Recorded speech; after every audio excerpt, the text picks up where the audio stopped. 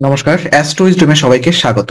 বৃশ্চিক রাশির এই বিশেষ সাপ্তাহিক প্রেম ও বিবাহিত জীবনের রাশিফল বিশ্লেষণে অর্থাৎ 5 থেকে 11 মে 2025 এই সপ্তাহ হতে চলেছে আবেগ, দ্বিধা ও সম্পর্কের টানাপোড়েনের এক সংবেদনশীল অধ্যায়।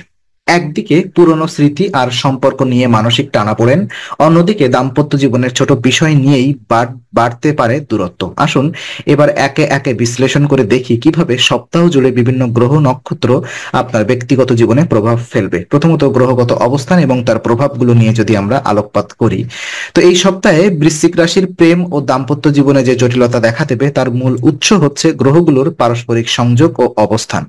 প্রথমেই বলি, শুক্র এখন বৃষ রাশিতে অর্থাৎ আপনার সপ্তম ঘরে অবস্থান করছে। এটি একদিকে ভালোবাসা ও ঘনিষ্ঠতার ইঙ্গিত দিলেও বৃষ রাশির একগুঁয়ে ও স্থির প্রকৃতির কারণে সম্পর্কের মধ্যে অহংবোধ এবং অচল অবস্থা তৈরি হতে পারে। এটি এমন এক অবস্থা যেখানে একে অপরকে বোঝার বদলে নিজের অবস্থান জোর করে তুলে ধরার চেষ্টা বাড়ে। অন্যদিকে মঙ্গল অবস্থান করছে মেষ রাশিতে, যা আপনার ষষ্ঠ ঘর। এই ঘর প্রতিযোগিতা, দ্বন্দ্ব ও স্বাস্থ্য সংক্রান্ত বিষয় নির্দেশ করে।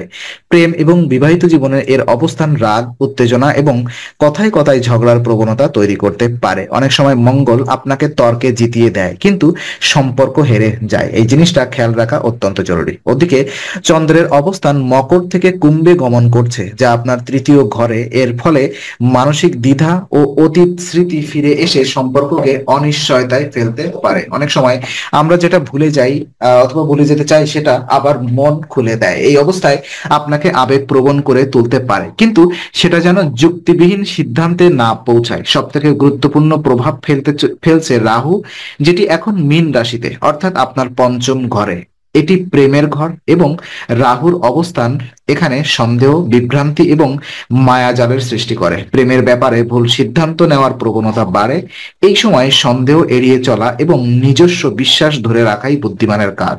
সার্বিকভাবে বলা যায়, এই সপ্তাহে সম্পর্ক নিয়ে আবেগ, টানাপোড়েন ও অস্থিরতা থাকবে, কিন্তু সেই সঙ্গে উপলব্ধির দরজাও খোলা থাকবে। ধৈর্য এবং সচেতন সিদ্ধান্তে সম্পর্ককে সুন্দরভাবে রক্ষা করা সম্ভব। একক জাতকদের কি চলছে, মানে এখনো অবধি যারা কোনো রিলেশনশিপ বিলং করছেন না, তো এই সপ্তাহে একক বৃশ্চিক জাতকদের জন্য প্রেমের সম্ভাবনা যেমন রয়েছে, তেমনি বিভ্রান্তি ও দ্বিধাও থাকতে পারে। বিশেষ করে সপ্তাহের প্রথম ভাগে অর্থাৎ 5 থেকে 7 মের মধ্যে আপনি নতুন কারোর প্রতি আকৃষ্ট হতে পারেন। এটি হতে পারে কোনো অফিস কলিগ, পুরনো বন্ধু বা অনলাইন মাধ্যমে পরিচিত কারোর সঙ্গে।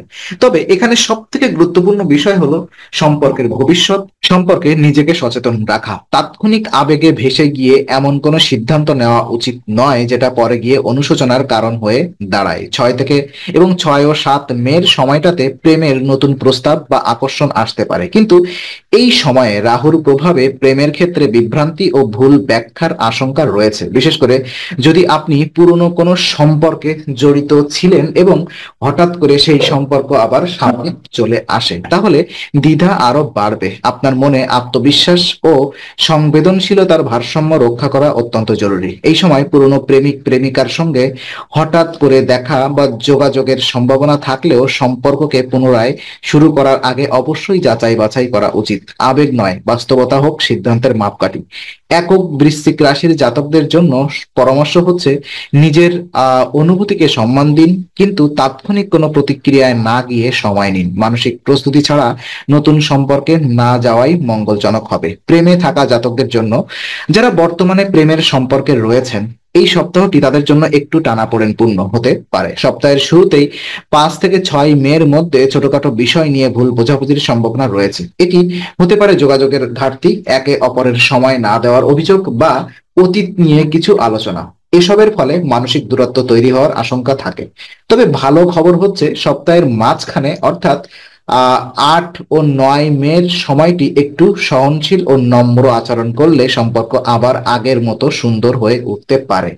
এই সময়টাতে একে অপরকে বোঝার চেষ্টা করা এবং অভিমান না করে সরাসরি খোলামেলা আলোচনা করাই হবে শ্রেষ্ঠ পথ।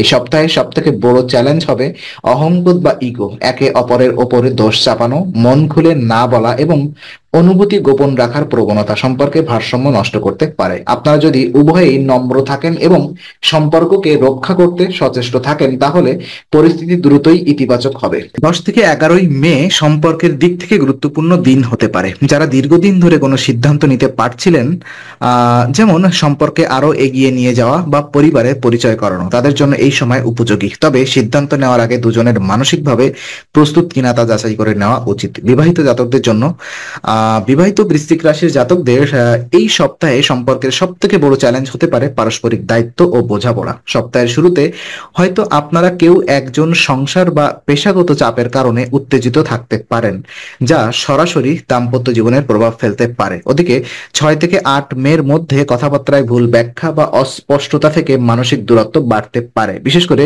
যেসব দম্পতি বর্তমানে কর্মক্ষেত্রে বা পরিবারে চাপের মধ্যে আছেন, তাদের জন্য এই সময়টা একটু সংবেদনশীলভাবে পরিচালনা করা প্রয়োজন। সপ্তাহের শেষ ভাগ অর্থাৎ 9 থেকে 11 মে একটি ইতিবাচক সময় হতে পারে। যদি আপনারা একসাথে সময় কাটাতে পারেন বা একটি ছোট ট্রিপের আয়োজন করতে পারেন। একান্ত আলাপ, আবেগের প্রকাশ এবং পুরনো ভুলগুলো স্বীকার করে নেওয়া সম্পর্ক উন্নয়নের পথে বড় পদক্ষেপ হবে। এই সময়টাতে সঙ্গীর অনুভূতির প্রতি সংবেদনশীল হওয়া এবং প্রয়োজনে কিছু আত্মত্যাগ করা আপনাদের সম্পর্কে স্থিতি ও স্থায়িত্ব আনবে। মনে রাখবেন, সম্পর্কের শক্তি একে অপরের দৃষ্টিভঙ্গি বুঝতে পারার মধ্যেই নিহিত। সতর্ক এবং করণীয় পরামর্শ যদি আমি আপনাদেরকে দিতে চাই, তো এই সপ্তাহে বৃশ্চিক জাতকদের জন্য প্রধান পরামর্শ, তর্ক বা রাগ যেন সম্পর্ক নষ্ট না করে। বিশেষ করে 6 থেকে 8 মে সময়টাতে আবেগপ্রবণ হবেন না, এমন কিছু বলবেন না যা পরে অনুশোচনার কারণ হয়। এই সময় কথায় কথায় তর্ক শুরু হওয়ার আশঙ্কা বেশি। যদি সঙ্গীর আচরণ নিয়ে সন্দেহ বা দ্বিধা তৈরি হয়, তাহলে সরাসরি স্পষ্টভাবে আলোচনা করুন। অন্য কারোর কথায় প্রভাবিত হয়ে ভুল বোঝাবুঝি তৈরি করবেন না। সম্পর্ক মানে হলো বিশ্বাস এবং খোলামেলা যোগাযোগ। অতীতের কোনো ভুল বা আঘাত আবার নতুন করে টেনে এনে বর্তমান সময়কে বিষিয়ে দেবেন না। এটি শুধু সম্পর্ক নয়, নিজের মানসিক অবস্থাকেও ক্ষতিগ্রস্ত করবে। বর্তমানকে মূল্য দিন এবং আগামীর দিকে তাকিয়ে সিদ্ধান্ত নিন। সবথেকে গুরুত্বপূর্ণ হলো নিজেকে সংবেদনশীল ও ধৈর্যশীল রাখুন। প্রতিটি সম্পর্কেই ওঠানামা থাকে, কিন্তু আপনি যদি আন্তরিক হন এবং সঙ্গীর মনের কথা বুঝতে চেষ্টা করেন, তাহলে সম্পর্ককে আগের চেয়ে আরো দৃঢ় করা সম্ভব। এই সপ্তাহে স্নেহ, নম্রতা ও সহানুভূতি এই 3টি গুণই হতে চলেছে বৃশ্চিক রাশির জন্য সম্পর্ক রক্ষার মূল চাবিকাঠি। তো আজকে আলোচনা আমরা এখানেই শেষ করছি। আমরা আশা করি এটি আপনার মনে নতুন কিছু আলোর সঞ্চার করেছে। যদি ভিডিওটি আপনার ভালো লেগে থাকে, তবে লাইক দিতে ভুলবেন না।